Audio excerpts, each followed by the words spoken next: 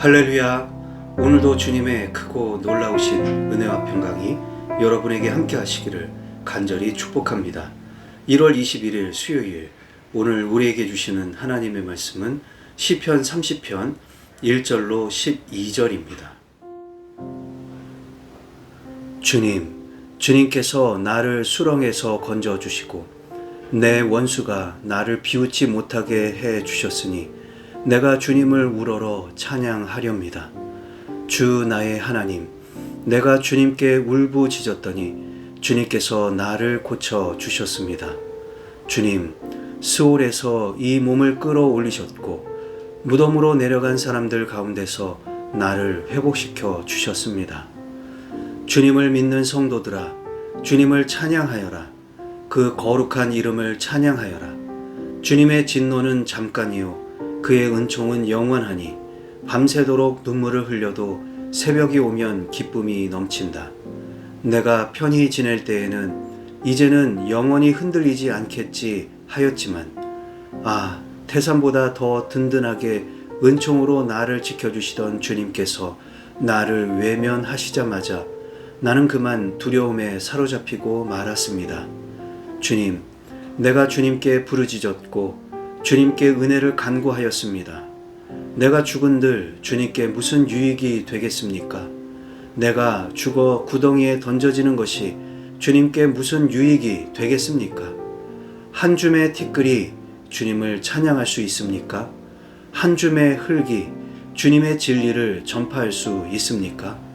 주님, 귀를 기울이시고 들어주십시오. 나에게 은혜를 베풀어 주십시오. 주님께서 나를 돕는 분이 되어 주십시오. 주님께서는 내 통곡을 기쁨의 춤으로 바꾸어 주셨습니다. 나에게서 슬픔의 상복을 벗기시고 기쁨의 나들이 옷을 갈아입히셨기에 내 영혼이 잠잠할 수 없어서 주님을 찬양하렵니다. 주 나의 하나님, 내가 영원토록 주님께 감사를 드리렵니다. 아멘. 오늘 시편은 감사의 기도라는 제목이 붙여졌습니다. 개인적인 감사가 담긴 찬양시입니다. 주님을 찬양하겠다고 하면서 그 이유를 분명하게 밝히고 있습니다. 주님께서 나를 수렁에서 건져주시고 내 원수가 나를 비웃지 못하게 해주셨기 때문입니다. 내가 울부짖을 때 주님께서 들으시고 나를 고쳐주셨기 때문입니다. 스올에서 끌어올려 주셔서 나를 회복시켜 주셨기 때문입니다. 주님의 진노는 잠깐이지만 그의 은총은 영원합니다. 비록 주님의 진노하심으로 밤새도록 눈물을 흘리고 고난을 당하더라도 곧 새벽이 오면 기쁨이 넘치게 하실 것입니다. 그러나 7절에서부터는 주님이 외면하심으로 두려움에 빠졌음을 토로합니다. 이러다 내가 죽으면 주님께 무슨 유익이 되겠는지를 물으며 나를 살려주시길 간구합니다. 내가 죽는 것보다 살아서 주님을 찬양할 수 있다면 그게 더 낫지 않느냐고 반문합니다. 11절부터는 다시 믿음으로 고백하며 찬양합니다. 주님께서 나의 통곡을 기쁨의 춤으로 바꾸시고 슬픔의 상복을 벗기시고 기쁨의 나들이 옷으로 갈아입혀 주셨습니다. 그러므로 내 영혼이 잠잠할 수 없어 주님을 찬양합니다. 영원토록 감사를 드립니다. 자, 그럼 오늘 주신 이 말씀을 붙들고 우리는 어떻게 살아야 할까요? 첫 번째로, 이유를 찾아 찬양할 수 있습니까? 시편을 읽고 묵상하면 수많은 찬양시를 접하게 됩니다. 그 아름답고 장엄한 찬양의 소리에 우리의 마음이 활짝 열리고 즐겁고 기쁨으로 가득하게 됩니다. 우리도 덩달아 찬양을 드리게 됩니다. 그러나 오늘 본문처럼 시편의 찬양은 그냥 찬양하는 일이 거의 없습니다. 찬양을 하는 이유가 분명합니다. 주님의 어떤 모습을 경험하게 되면서 그런 연유로 해서 찬양을 드리는 것이죠. 찬양은 능력이 있어서 그저 따라 하기만 해도, 그 현장에 있기만 해도 은혜가 생기고 능력이 나타날 수 있습니다. 그러나 한 단계 더 나아가려면 찬양의 이유를 찾고 이유를 가지고 찬양할 수 있어야 합니다. 왜냐하면 우리의 찬양이 더욱더 견고해지기 위해서입니다. 찬양하는 이유를 모른 채 분위기에 휩쓸려 따라서 찬양하게 되면 찬양이 우리의 감정에 기초하게 됩니다. 그것도 나쁜 것은 아니지만 그럴 경우에 감정이 시시각각 달라지는 것처럼 우리의 찬양도 시시각각 달라지게 됩니다. 감정이 안 좋을 때, 기분이 안 좋을 때는 찬양하고 싶지 않게 되는 것이죠. 그러나 분명한 이유에 기초해서 찬양하게 되면 감정에 흔들리지 않습니다. 이유는 명백한 진리이기 때문입니다. 존 웨슬리는 지식 없는 열정은 광신에 빠지기 쉽고 열정 없는 지식은 교만에 빠지기 쉽다고 했습니다. 주를 아는 지식을 사모하시고 그 이유를 가지고 찬양하시고 동시에 찬양의 열정과 그 속에서 누리는 영적인 감동을 놓치지 마시기를 바랍니다.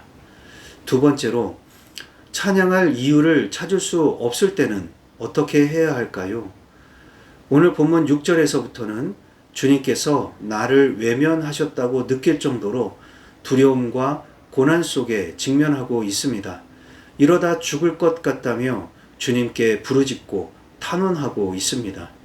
이렇게 하나님에 대한 실망과 낙심으로 좌절하고 있으니 찬양할 이유를 찾을 수가 없습니다. 그때 시인은 9절에서 내가 이렇게 죽은 자같이 되고 낙심하여 쓰러지는 것이 주님께 무슨 유익이 되느냐고 따지고 있습니다. 이런 지경이 되어서 주님을 어떻게 찬양할 수 있느냐, 어떻게 주님을 전할 수 있느냐고 되묻고 있습니다. 당돌하기도 하고 불경스러워 보이는 이런 표현은 우리가 낙심하여 쓰러질 때 진지하게 생각해 볼 수 있어야 합니다. 하나님은 우리가 잘못되기를 바라시는 분이 아닙니다. 그분은 선한 목자이시고 우리의 아버지이십니다. 부모가 자식 잘못되기를 바라지 않듯이 하나님도 우리가 잘못되는 것을 결코 바라시지 않습니다. 그러므로 우리가 낙심하고 좌절하는 것은 하나님의 뜻이 아닙니다. 하나님이 우리를 외면하신 듯 하다고 느끼는 것도 사실 하나님의 뜻이 아닌 것입니다. 시인이 되묻는 것과 같이 우리가 그렇게 되는 것이 하나님께 무슨 유익이 있을까요? 하나님은 우리가 하나님을 찬양하기 원하시는데 우리가 찬양하기 힘들어지기를 왜 원하시겠습니까? 그렇습니다. 우리가 이렇게 찬양할 수 없는 상태, 죽은 자같이 소망 없는 상태가 되는 것을 가장 좋아하는 이는 원수 마귀뿐입니다. 하나님께 유익이 아니라 마귀에게 유익이 되는 것입니다. 여전히 찬양할 이유를 찾지 못하고 고난과 힘겨움 속에 있습니까? 누가 좋아할지를 생각해 보십시오. 악한 영이 좋아하는 일에 넘어가지 말고 성령께서 좋아하시는 일로 속히 돌아오시기를 바랍니다. 기도밖에 달리 방법이 없습니다. 10절에서 기도하는 것처럼 은혜를 구하시고 도움을 청하시기 바랍니다. 그러면 성령께서 역사하셔서 우리의 통곡을 기쁨의 춤으로 바꾸시고 슬픔의 상복을 벗기시고 기쁨의 나들이 옷으로 갈아입혀 주실 것입니다. 다시 찬양할 이유를 찾고 마음껏 찬양할 수 있게 될 것입니다. 그런 저와 여러분이 되시기를 바랍니다. 기도하시겠습니다.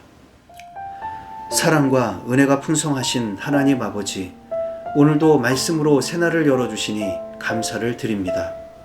주님 찬양할 이유를 찾기 원합니다.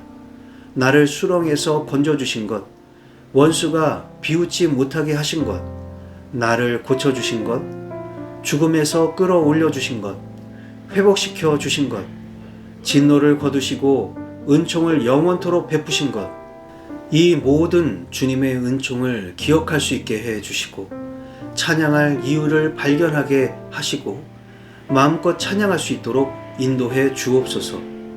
또한 도저히 찬양할 이유를 찾기 어려울 때 낙심하여 좌절하고 쓰러진 때에는 이런 우리의 모습을 누가 가장 좋아할지를 질문하게 하시고 그런 때일수록 악령이 아니라 더욱더 성령님을 의지하며 기도할 수 있게 하옵소서.